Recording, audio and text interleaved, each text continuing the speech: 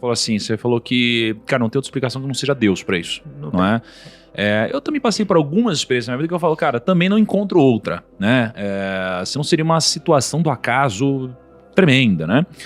E você falou que você esperou 40 anos pra isso acontecer, né? Você na infância, em algum momento, você recebeu alguma palavra, alguma revelação, alguma direção, alguma coisa assim, bíblica ou de alguém e que te fez suportar acreditando que aquela promessa ia ser cumprida até hoje, e aí ela foi cumprida hoje? Você viveu sob alguma palavra assim? Ou... Bom, o derrame cerebral da minha mãe é um ponto-chave nisso. Porque a minha mãe, com 7 anos de idade, eu fui para uma carvoeira com meu pai para fazer carvão. Era o que dava para fazer. Meu pai com baixa escolaridade, minha mãe do lar, e 5 filhos, todos. O mais velho tinha 13 anos, que era meu irmão mais velho. Então não tinha emprego, tinha que fazer o que dava quando desse e ser grato por ter aquilo para fazer, até que tivesse algo melhor para ser feito. Aí fomos para essa carvoeira, e lá minha mãe sofreu derrame cerebral, estourou uma veia na cabeça dela, longe de tudo, longe do urbano. Carvoeira seria... Fazer carvão. Você faz carvão. Uma mina de carvão. É uma mina de carvão? Cortar eucalipto, colocar dentro de forno para fazer carvão, que a galera usa na churrasqueira, etc. Tá. E aí você foi com a sua mãe para lá? Eu fui com a família para lá, porque a gente fazia isso, migrava de lugar para lugar onde tinha coisa que dava para fazer com muito esforço e com baixa escolaridade. Entendi. Era isso. Mão de obra. Mão de obra barata. E aí a gente ia. E num lugar desse, o trabalho era tão pesado que a minha mãe sofreu derrame cerebral. Estourou uma veia na cabeça dela. Aí levaram a minha mãe para a cidade mais próxima, que era Campina Verde. Chegou lá, o médico falou, não dá nem para mexer nessa paciente aqui, mas tenta levar para Uberlândia, que já era, sei lá, 300, 400 quilômetros depois dessa cidade. Talvez ela não chegue lá viva, mas se chegar, o hospital tem mais estrutura para operar. Meu pai pegou minha mãe e levou para Uberlândia. Cheguei em Uberlândia, o médico olha para minha mãe, vira para meu pai e fala, cara, pode chamar os filhos para ver a mãe pela última vez, que ela não vai passar dessa cirurgia. Nós até vamos fazer, mas ela não passa.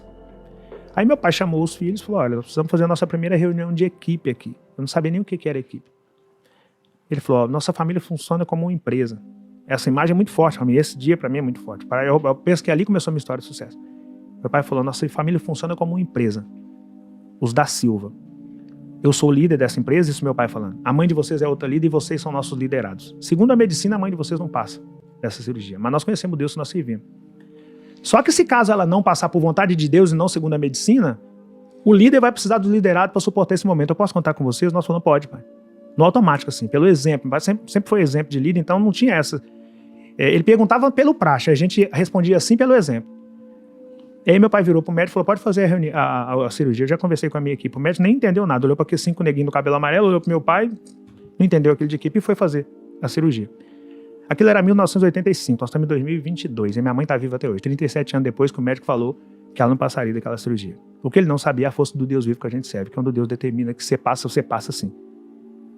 Então naquele dia ali eu descobri algumas coisas que conduziram o Rick para o lugar que ele está hoje. Eu descobri o termo trabalho em equipe, pensamento empresarial, contar uns com os outros e descobrir a força do Deus vivo que sirvo até hoje.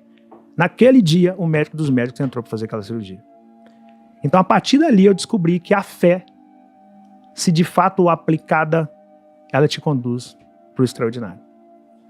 Mas o livro que eu estou aqui hoje, lançando meu livro, esse aqui você pode até ler e não praticar, tá tudo certo. As 10 regras básicas de Rick Chester, você pode ler e não praticar. Agora, a Bíblia não. Antes não conhecer do que conhecer e agir fora daquele manual ali. Então, para mim, tem coisas que eu não saio de casa sem. Tem coisa que eu não saio de casa. Eu não saio de casa sem essa caixa de isopor aqui, porque a caixa de isopor, para mim, é meu alicerce. Tá aqui. Dentro da caixa de isopor, eu não saio de casa sem esse livro. Não sai, meu manual. Eu já li milhares de livros. Mas todos que eu li têm como base esse livro aqui.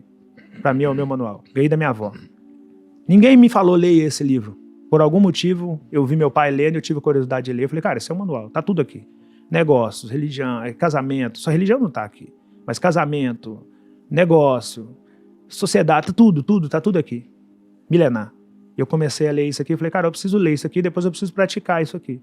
Porque isso aqui é o único livro que eu tenho certeza que se você ler e praticar, você migra do ponto X para o ponto Y. Isso aqui você pode ler e não praticar, tá tudo certo. Esse aqui não.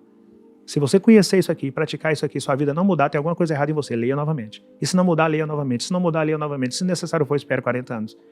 Porque eu fui para o Rio de Janeiro com 40 anos de idade. Eu fui, na verdade, com 39. Quando eu comecei a vender água na praia, eu tinha 40. O dia que eu cheguei no Rio de Janeiro, a primeira coisa que eu fiz foi ir para Copacabana. Eu cheguei em Copacabana, Eu cheguei na rodoviária, nesse tempo eu viajava de ônibus, né? Aí eu cheguei na rodoviária e falei, eu preciso ir a Copacabana. Aí fui a Copacabana. Cheguei em Copacabana, falei, olha, Deus, eu não sei o que eu vim fazer nessa cidade aqui, não. Mas por algum motivo me deu vontade de ver o mar aqui, e eu sempre tive fé que minha promessa vai chegar, então eu espero que o Senhor me mostre o que eu vi fazer aqui. Eu, de fato, não sabia o que eu ia fazer no Rio. E aí, depois, e desde 97, eu leio um versículo aqui, que é Josué 14, um capítulo, Josué 14, versículo 7. Desde 1997, nós temos um grupo cultural. Depois, esse grupo mudou de nome várias vezes. Hoje ele chama Nossa Junina, Grêmio Recreativo, Escola de Tradições Juninas, Nossa Junina, em todo o nosso material, que está público aí para quem quiser ver. Desde que ele foi criado, tá lá, Josué 14, Josué 14, Josué 14. E aí, um dia eu tô lá em casa, no Rio de Janeiro, e vou ler Josué 14. Tá lá, Josué 14, versículo 7. Tinha eu, a idade de 40 anos, quando Moisés, servo do Senhor, me enviou de Cades Barnea para espiar a terra. E eu lhe relatei o que sentia no coração. Foi exatamente a idade que eu cheguei em Copacabana e relatei a Deus. Eu não sei nem o que eu vim fazer aqui, mas estou aqui. Mas meus irmãos que subiram comigo desesperaram o povo, porém eu perseverei em seguir o Senhor. Versículo 8. Versículo 9. Então Moisés naquele dia jurou dizendo, certamente a terra que pusesse seus pés será sua, por herança perpétua, pois perseveraste em seguir o Senhor. E nas areias de Copacabana, onde eu pus o meu pé, aconteceu o episódio que me levou ao vídeo da água, e dali eu ganhei o planeta. A promessa se manifestou em Josué 14, versículo 7, aos 40 anos de idade. A minha história não tem outra explicação a não ser a fé que eu tenho no Deus vivo que eu sirvo e o exemplo que eu tenho de pai. Que tem a mesma fé que eu tenho no Deus vivo que eu sirvo. Caramba. Forte. Cara, vai falar o quê, né, depois disso? É, muito foda. Desculpa a emoção, mas é porque é forte essas coisas pra mim, né? Então, cara, eu tô te dizendo tudo isso pra te falar que Deus tá aí com você o tempo todo. E que os seus projetos que não deram certo, assim como os meus que não deram certo, que eu falava, caraca, mano, agora eu achei que era agora, eu achei que era aqui, eu achei que era com essas pessoas, eu achei que era essas as ideias que não deram certo, tanto no meu caso quanto no seu, é porque ainda não eram esses projetos. Ainda porque ainda não eram aquelas pessoas, não eram aqueles lugares. Então o conselho que eu te dou é de fazer igual eu fiz durante a minha vida inteira. Não murmura não, siga a caminhada. Não murmura não, siga a luta. Porque mesmo que você não esteja vendo, Deus está aí do seu lado.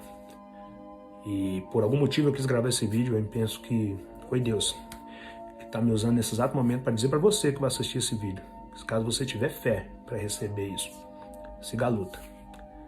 Que Deus cuida das feridas. Ótimo fim de domingo para vocês. Visão. Sucesso. Abraço.